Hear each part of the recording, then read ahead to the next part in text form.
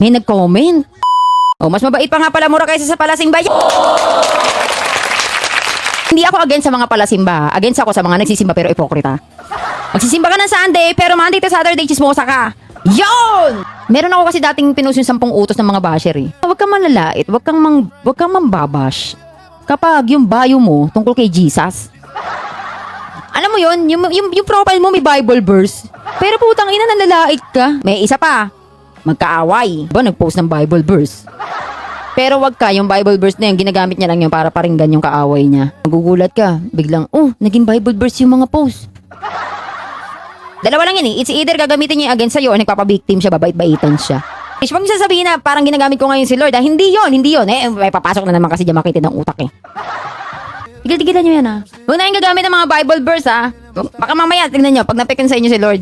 Oy, si Lord to, naki-online lang. Huwag kayong gagamit-gamit ng mga Bible verse. Ha? Para paringgan yung mga kaaway nyo at magbait-baitan kayo dyan. Tigilan nyo yan.